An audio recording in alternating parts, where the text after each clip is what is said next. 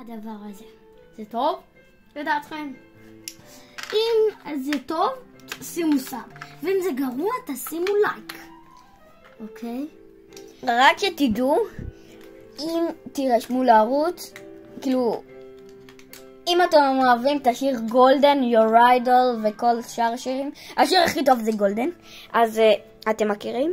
צעדת השדים של הקיי-פופ, ראיתי את זה 9 פעמים, והפעם